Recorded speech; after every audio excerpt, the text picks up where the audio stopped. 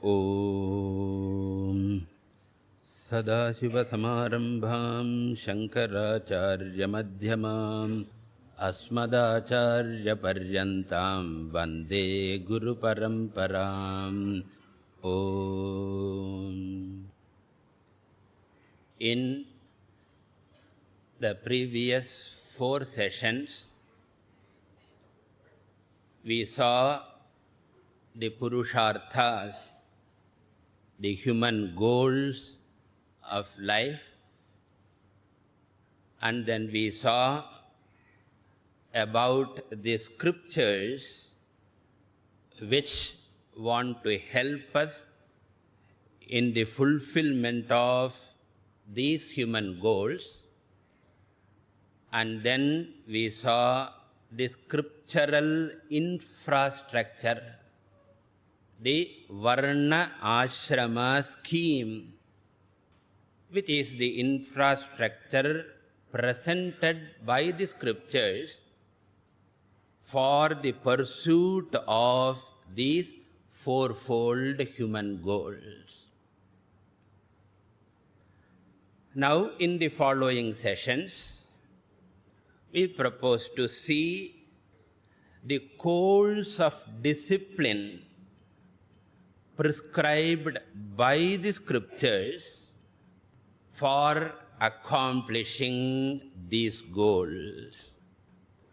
What we previously saw was the infrastructure or the atmosphere, the very social and family condition was presented before, and now we are going to do the course of discipline prescribed by the scriptures for the realization of, for the accomplishment of the human goals.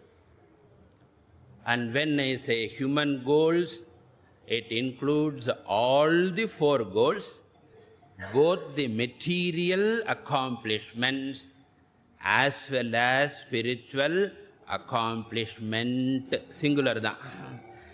Material accomplishments, plural, dharma, artha, kamaha, and the spiritual.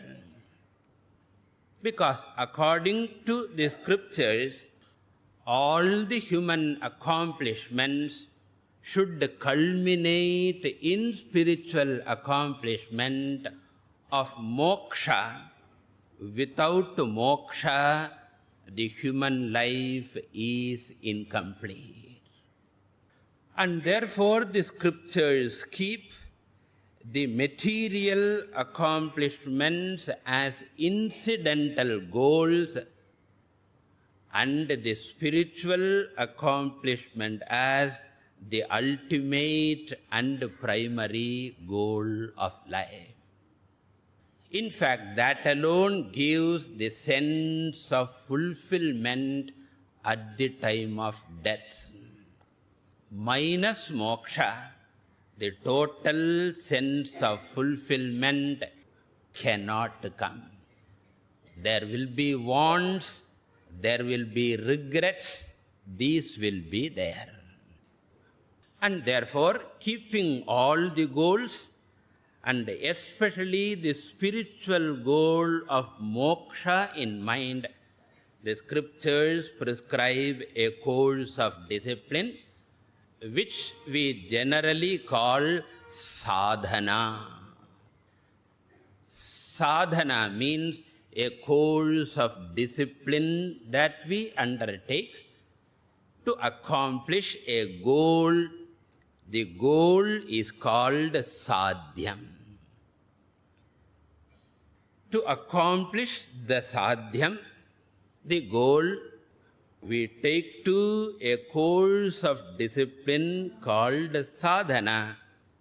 And when we take to this discipline, we are called sadhaka. Therefore, scriptures want us to become sadhakas, taking to sadhana for accomplishing the sadhyam. And once we accomplish the sadhyam, we will become siddha. Sadhaka, through sadhana, should attain sadhyam and thus become siddha.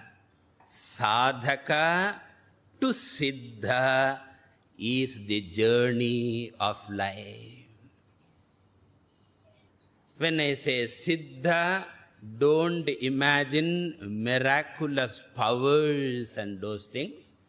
Siddha is one who is totally at home with himself. And this entire course of sadhana is broadly classified or divided into 3 levels or segments for the convenience of understanding and practice.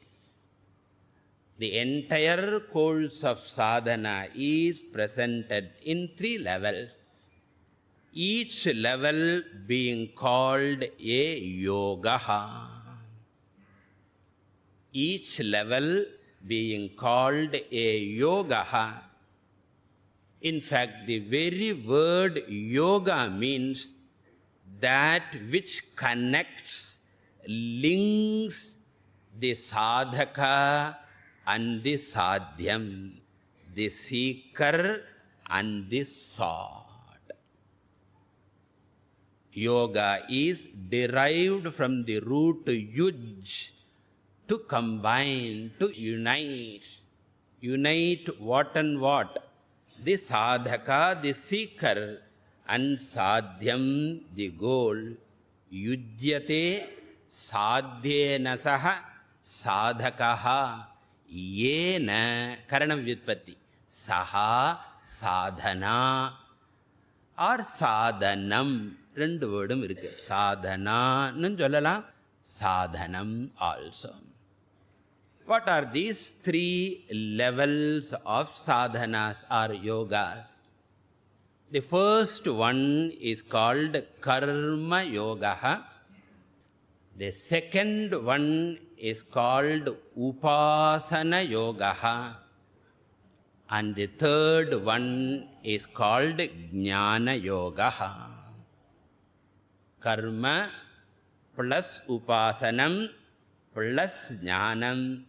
These are the 3 levels. Therefore, you can visualize the entire course of discipline as a staircase with 3 steps. 3-stepped staircase through which you can climb and reach the moksha or the ultimate goal,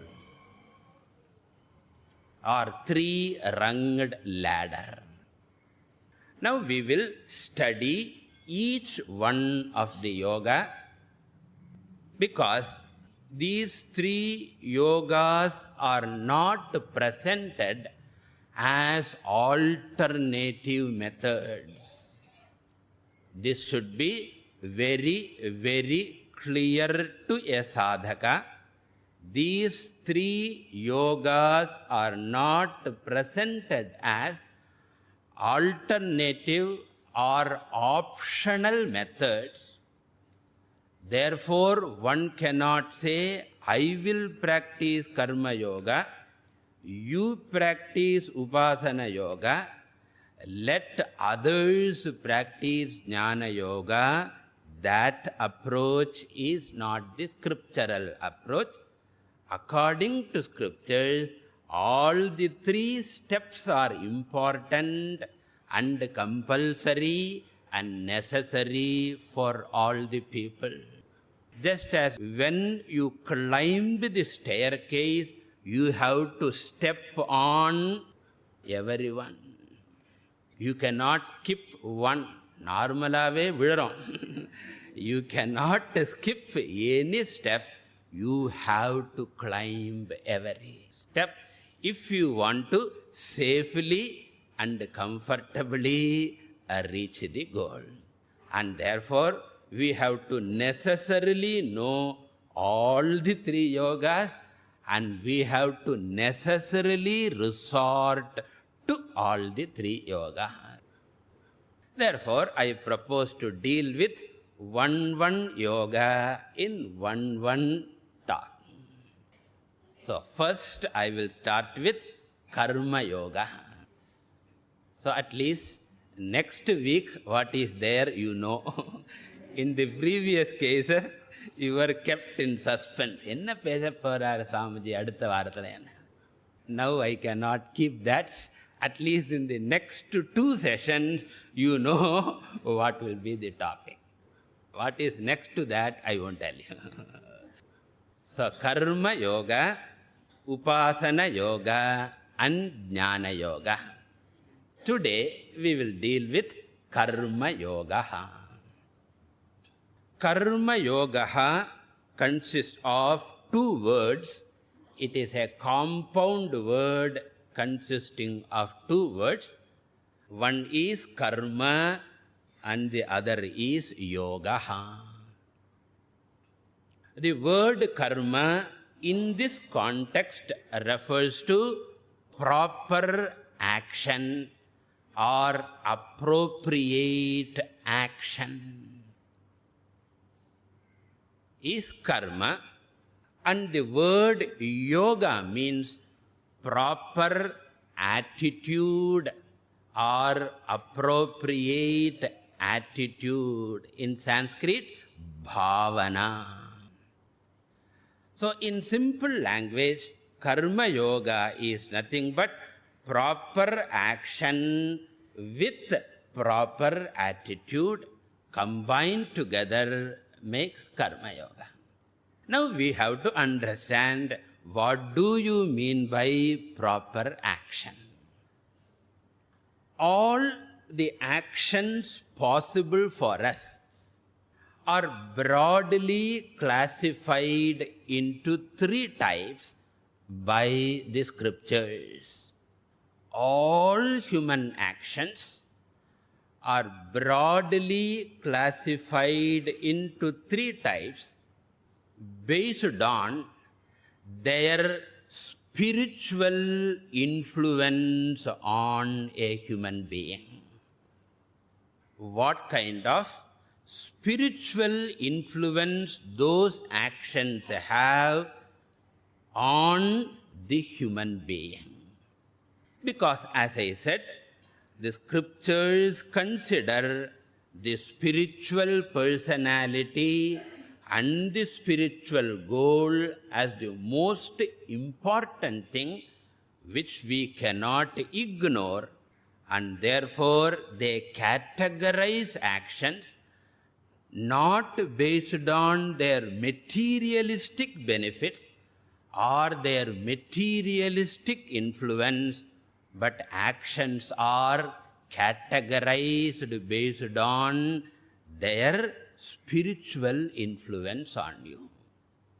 And these 3 categories are Uttamam karma, those karmas which have maximum positive spiritual influence is Uttama Karmani. And then Madhyamam is the mediocre, intermediary one. They are those actions which have got limited or nil spiritual influence. They might have a lot of material benefits. We are not keeping that in mind. They are called Madhyamam based on their spiritual contribution. And the third one are the Adhama Karmani, those actions which have got a negative spiritual contribution, which means those which will cause spiritual fall, spiritual retrogression instead of progression, you go a few steps spiritually backwards. These are the Uttama, Madhyama and Adhama Karmani. Now we will try to understand what are these karmas. The first one is Uttama Karmani, otherwise also known as Sattvika Karmani. In the 17th chapter of Bhagavad Gita and in the 18th chapter of the Bhagavad Gita, Krishna deals with this topic elaborately. Uttama Karmani are otherwise called Sattvika Karmani, and they are defined as all Para Upakara Karmani. All those actions which will benefit maximum number of beings.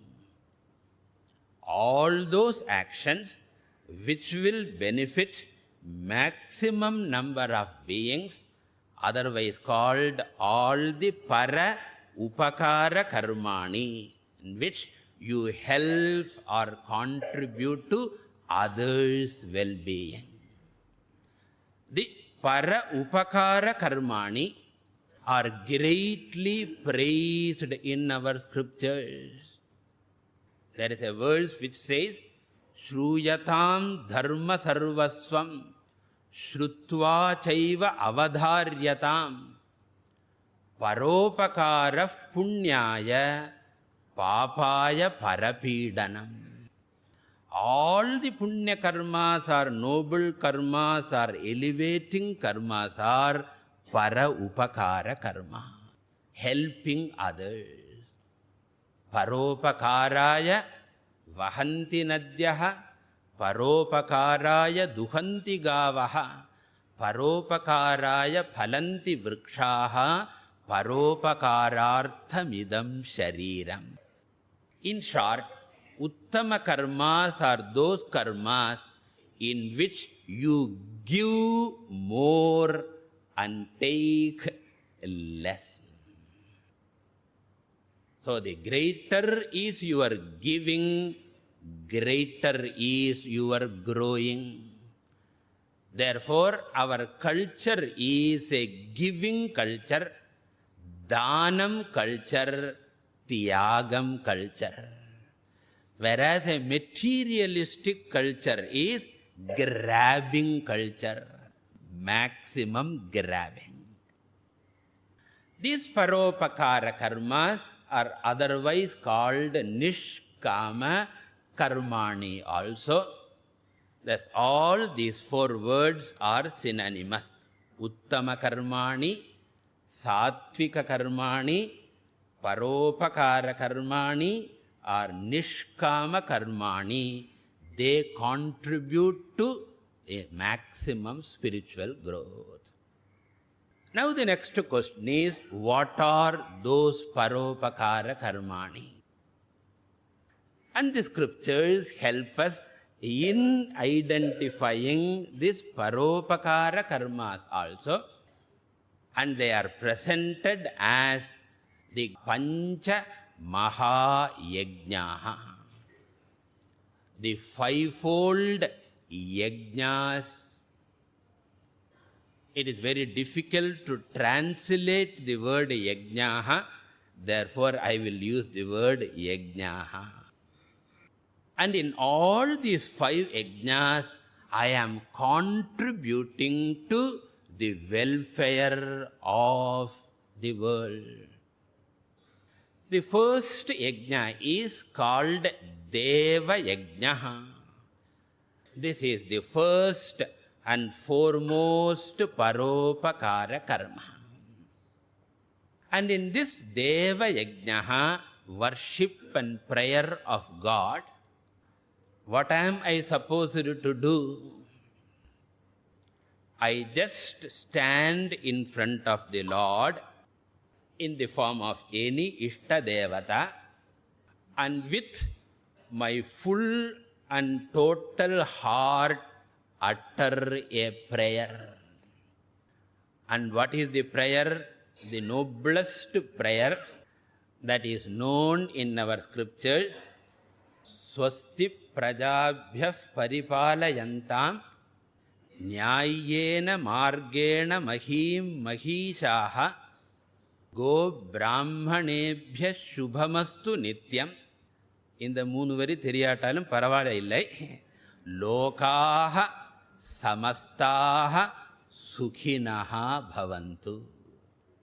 A sincere, heartfelt, deep prayer is the most powerful contribution which will help not only the entire humanity, not only the animals and plants, but it goes beyond the terrestrial plane also.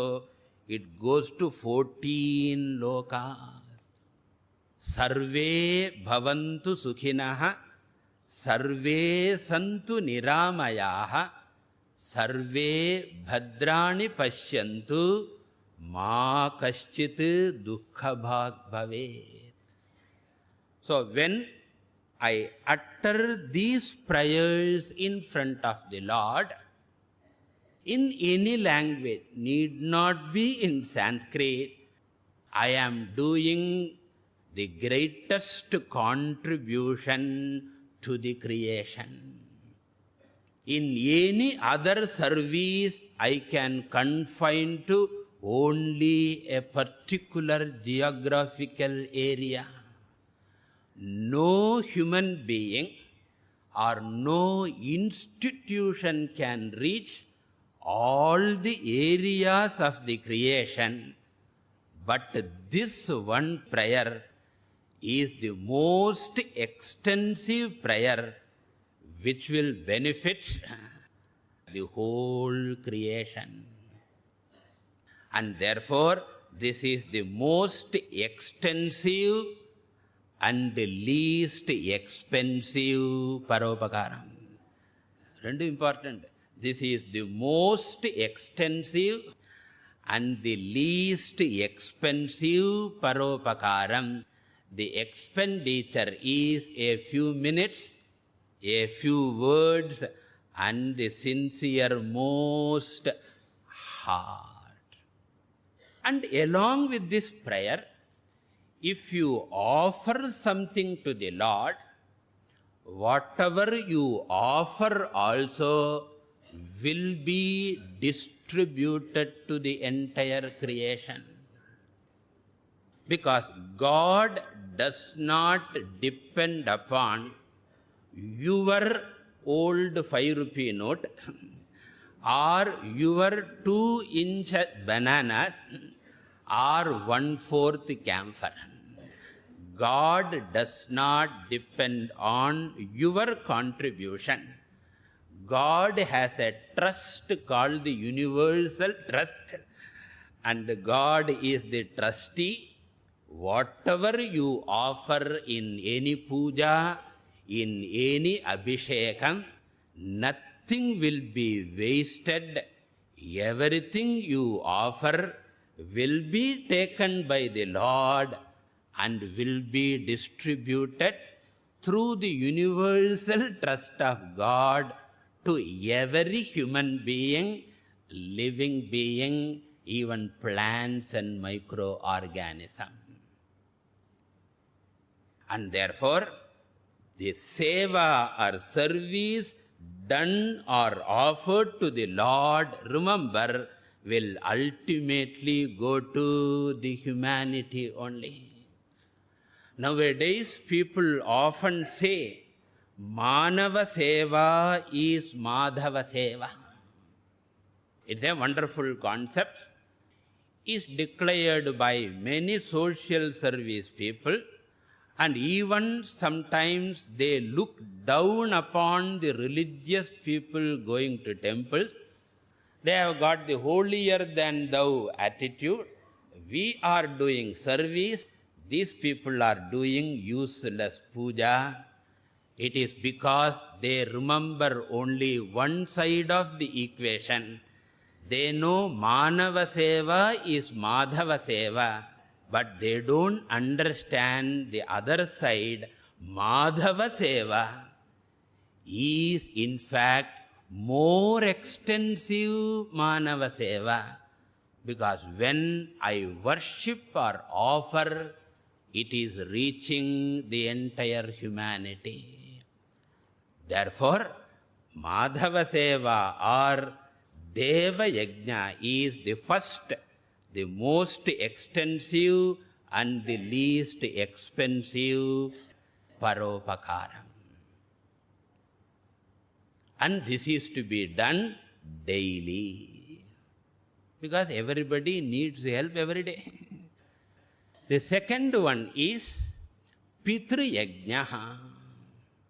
In each one of them, there is an expression of gratitude also. Gratitude plus upakara is yajna. I express my gratitude to the Lord for what the Lord has given to me, and then I contribute to the creation. The second one is Pitru Yajna, in which I express my gratitude to all my forefathers, because of whom I am here. So my parents have contributed.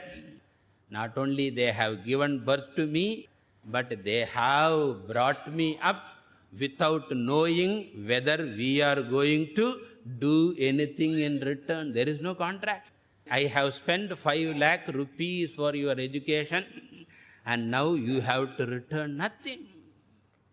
The greatest service is the parent.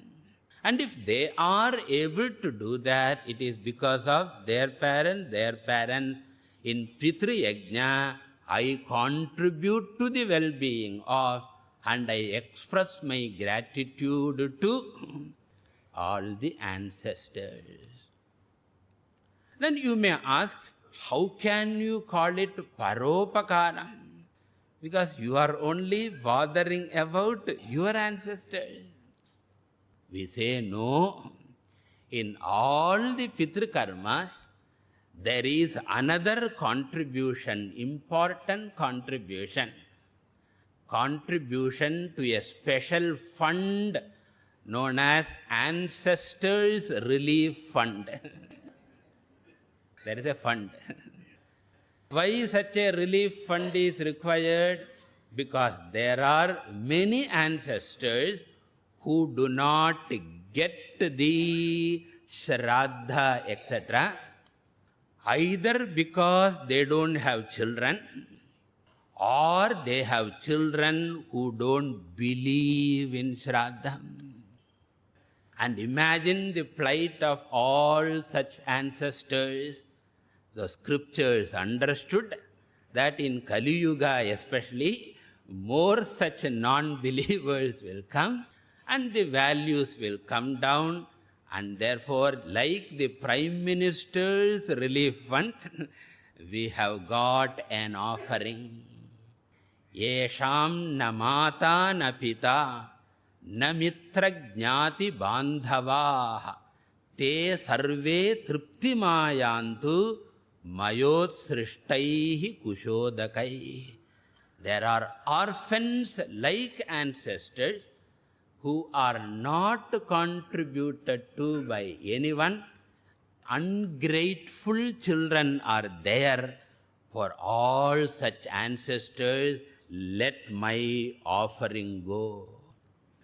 Te sarve triptimayantu maya utsrishtai kushodakai.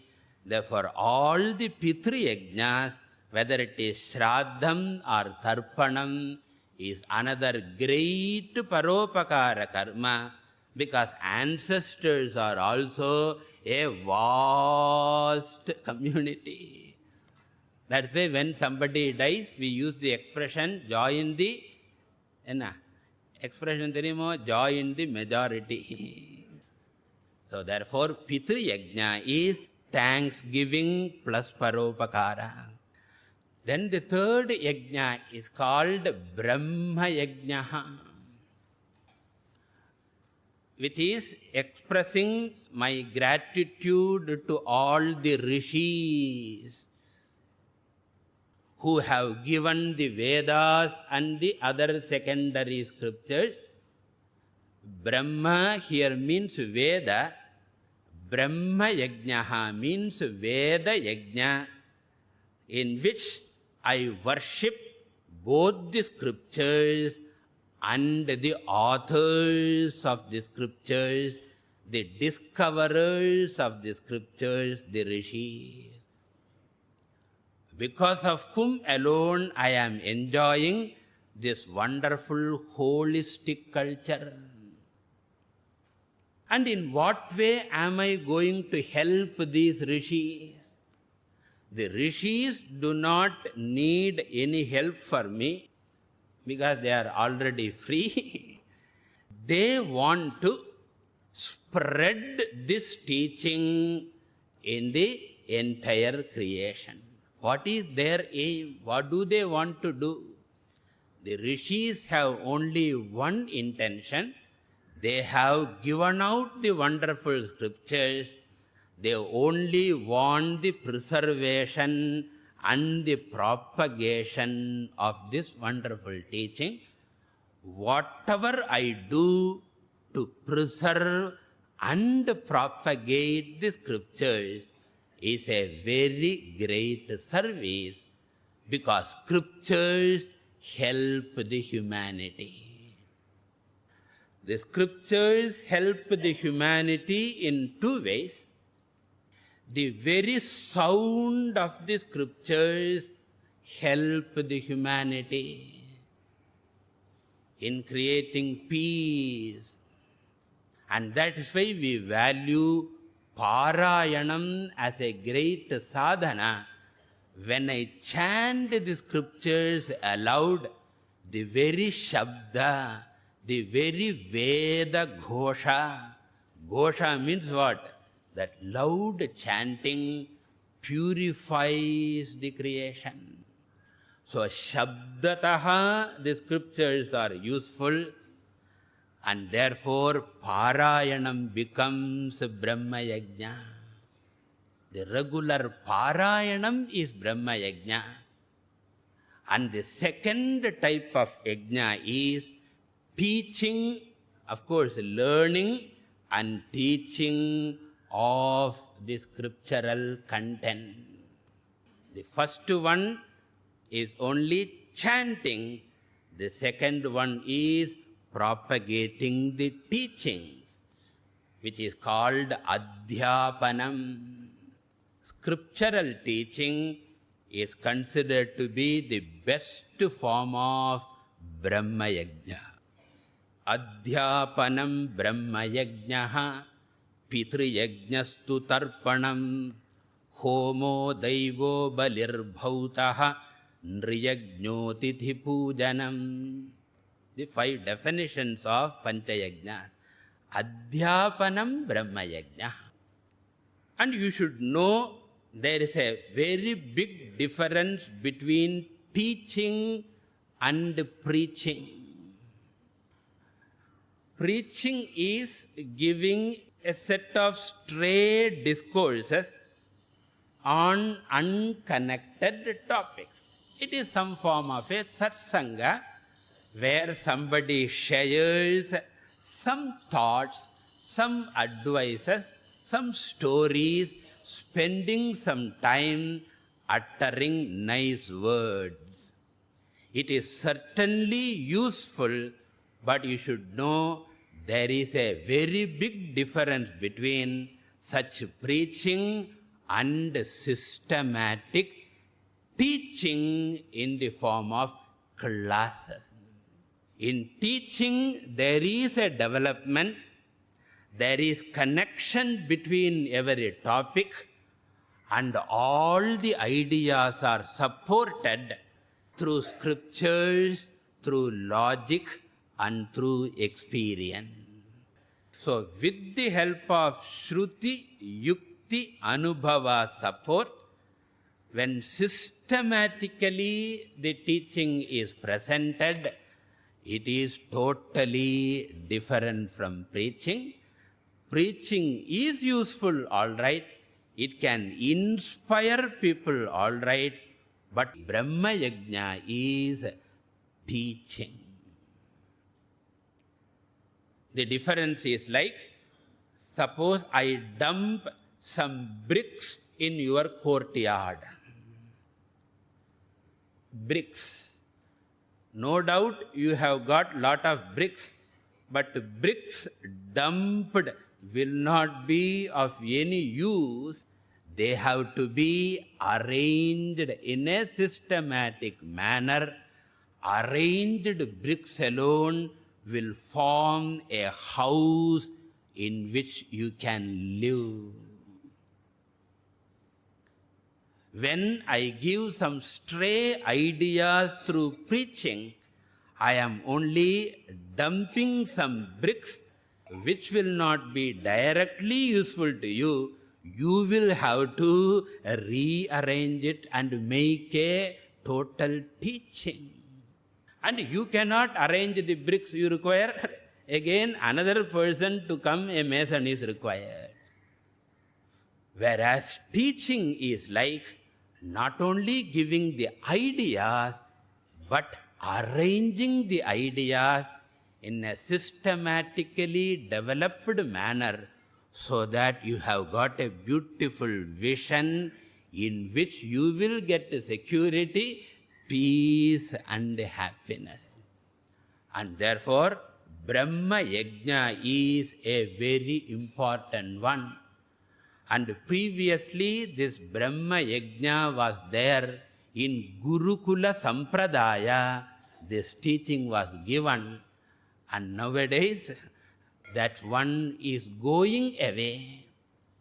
And if it has been revived to some extent, the credit goes to Chinmayananda Swamiji and Dayananda Swamiji. They brought the scriptures in the form of teaching. Previously, discourses were there. Even now, stray discourses are there.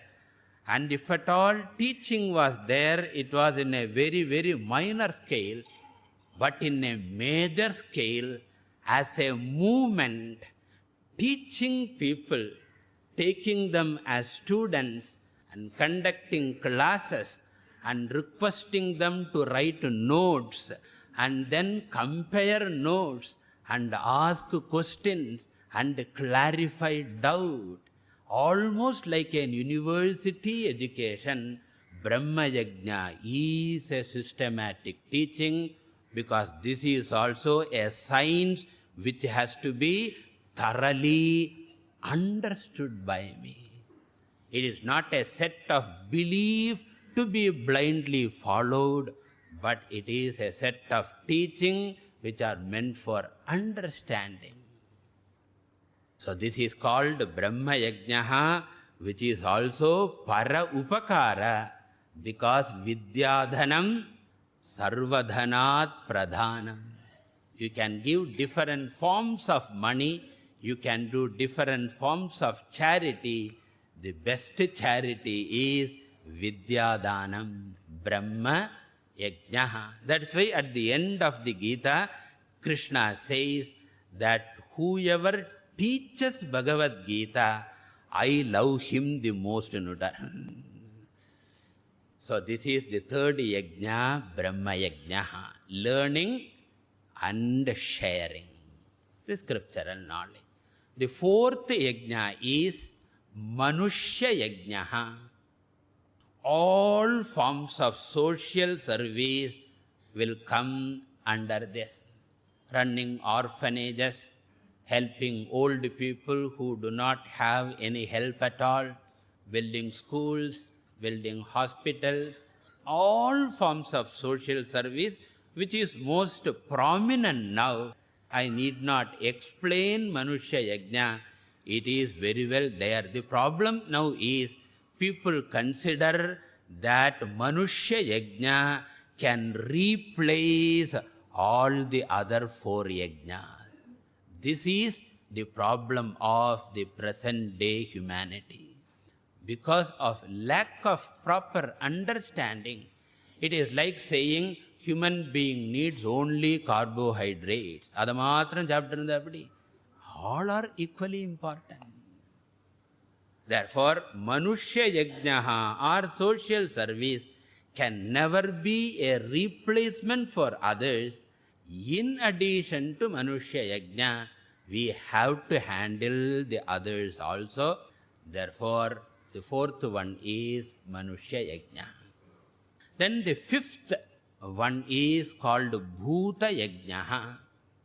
All forms of contribution to all living beings other than human beings, non-human living beings. And in fact, I won't say living beings, beings.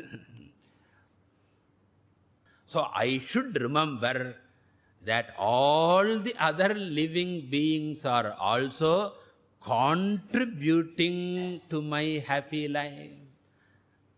Now only they are understanding this because of the study of ecology.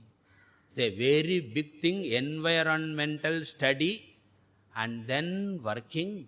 It's big business. Okay, whatever it is, big job it is. So therefore, I should remember the animals, I should remember the plants and their contribution. Therefore, just as they are helping for my survival, I should also contribute.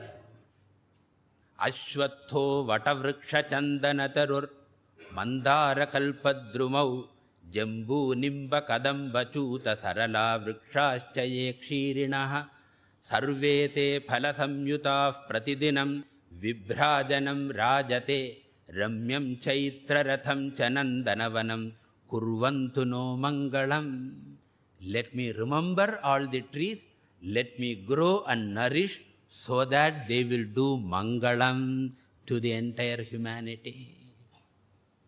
And not only trees, Ganga, Sindhu, Saraswati, cha Yamuna, Godavari, Narmada, Kaveri, Sarayur, Mahendra, Tanaya, Charmanvati, Vedika, Kshipra, Vetravati, Mahasuranadi, Khyata, Chaya, Gandaki, Purna, Purna, Jalai, Samudra, Sahita, Kurvantu no Mangalam. From the river in the topmost India up to Purna, the river in Kerala, all the rivers, I remember their contribution. I may not do anything for the river, but let me at least not pollute and destroy them. So this contribution, if I cannot do in a larger scale, they have a tulasi tree at home, at least you pour water to one tulasi tree. If you cannot offer to all animals before eating, at least you put some rice outside, at least some crows or cows or someone, let them eat. This is awareness of the totality. Vaidika means universal citizen, because he is aware not only of this world, he remembers all the stars and planets. In the daily Sandhya Vandanam, all the planets, Adityam Sarpayami, Somam Tarpayami, Angarakam Tarpayami, he remembers all the planets, the entire solar system. This grand awareness I should have and I should contribute. This is called Pancha Mahayajnaha, and this is called Nishkama Karmani, Satvika Karmani, Uttama Karmani, Para Upakara Karmani. They will contribute to what? Spiritual growth primarily. Then the Madhyama Karmani are the second karmas, second set of karma, is all Sakama Karmani. otherwise called Rajasa Karmani, otherwise called Para Udasana Karmani. Para Udasana Karma means those actions in which I ignore the other people. I am indifferent to all others. I don't bother even about their existence or problems. I am bothered about only Namiruvar and Namaki Iruvaro, Uruvaro, whatever it is. So all those selfish karmas are called Sakama karmas, Para Udasana karmas. They will help you in your material well-being, but they do not contribute much to the spiritual growth, either nil or limited. All Kamya karmas, selfish activities, whether it is ritualistic or non-ritualistic. Even going to temple and saying that, let my son be happy. Only. I don't say you should not say that, but stopping with that only. This is Madhyama Karmani. Then finally comes, I need not explain elaborately because we are experts in that. Therinjatha solluvane. First than solliyana. Then the third and final one is Adhama Karmani, Tamasa Karmani, Nishiddha Karmani, prohibited actions, corrupt actions, destructive actions, Para Apakara Karmani, in which I benefit, but it is harmful to others. And these karmas not only do not help you spiritually, but they will bring you down spiritually. So the first one leads to spiritual elevation, second one leads to spiritual stagnation, third one contributes to spiritual retrogression, spiritual fall. These are the three karmas introduced by the scriptures. And scriptures point out that a karma yogi's attempt is to change the proportion of the karmas in such a way that the Uttama Karmani are dominant in our life, Madhyama Karmas are less dominant, limited selfish action, because we also need food, we also need clothing, we also need shelter, our family requires money. Selfish actions cannot be avoided, but what is the proportion? That's the question. Dominant Uttama Karmani, less Madhyama Karmani, and as far as Adhama Karmani are concerned, our aim should be to make it zero. And then the scriptures point out that even if some inevitable Adhama Karmas are there, because of unavoidable situation, they are called Suna. S-O-O-N-A, Suna, is unavoidable Para Apakara Karmani, like using insecticide or Baygon spray. You are happy, but not the cockroaches. So inevitable Para Apakara karmas are there. They can be neutralized by Uttama Karmani. Thus, Uttama karmas help in two ways. It contributes to your spiritual growth and it neutralizes the papam born out of inevitable sunaha. So, what is the aim of a karma yogi? Change the proportion. This is proper karma. Now I have to come to proper attitude. What is the proper attitude? Any attitude is born out of right understanding. You can never develop a healthy and lasting attitude unless you understand the principle. Whenever I do an action, the moment I perform the action, it becomes part of the universe. It has left my hand.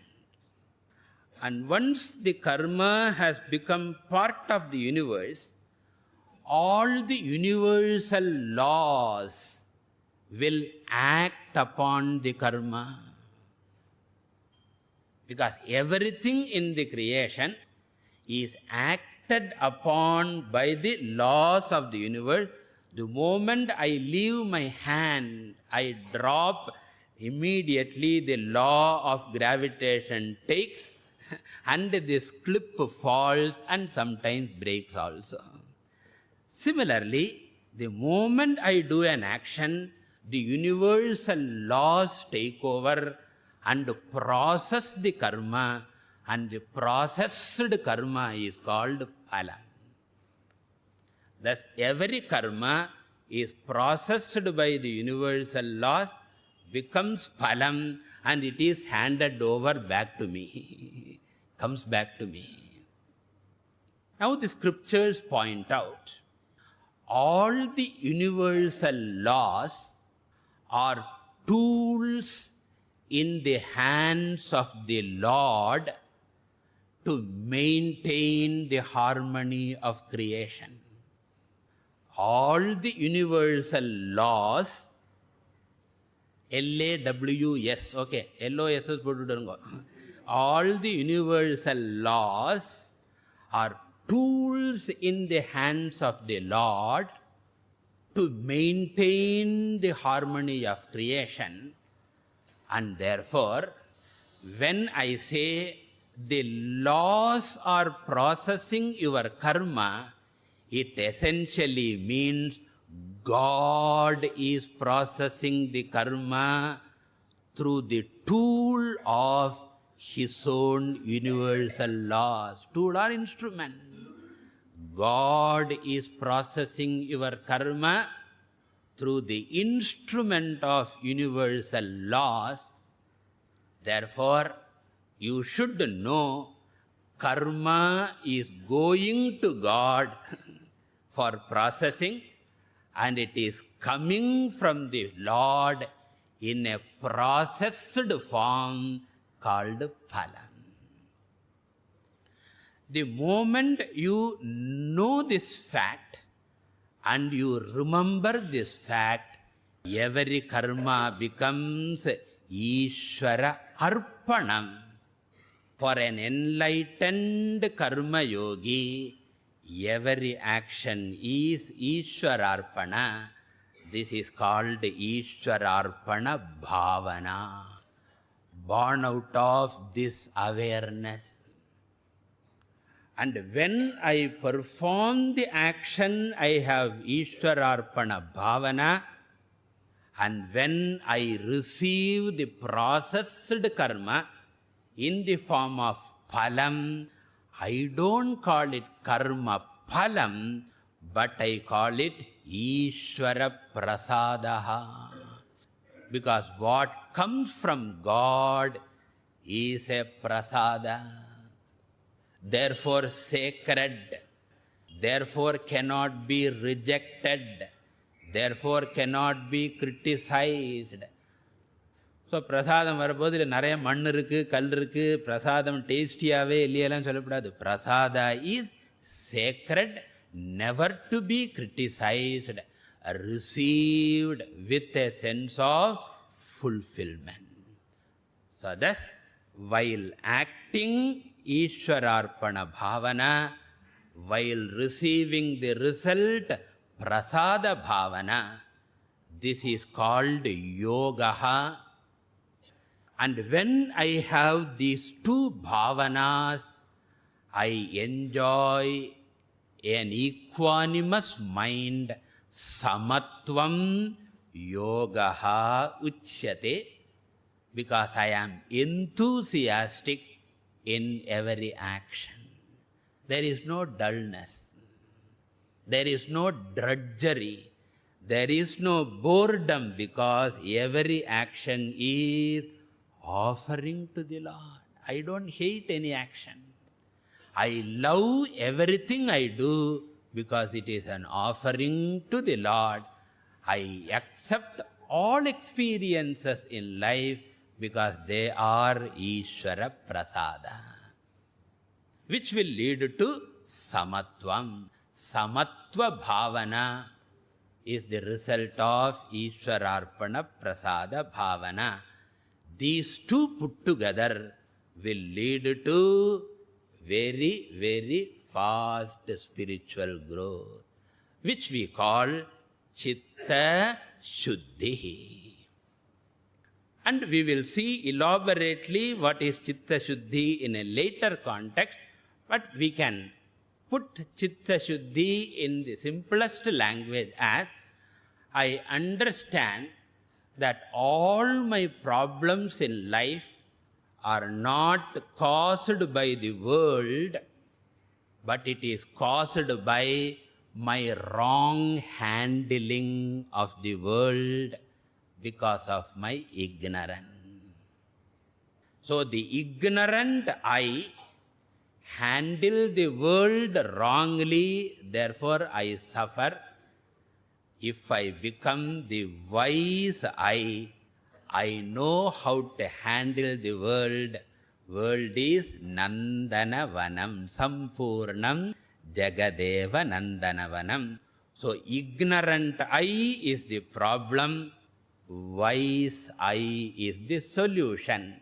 This diagnosis is the result of Karma Yoga, which is otherwise called Chitta Shuddhi. Purnamadah Purnamidam Purnat Purnamudachyate Purnasya Purnamadaya Purnameva Vasishyate. Om Shanti Shanti Shanti.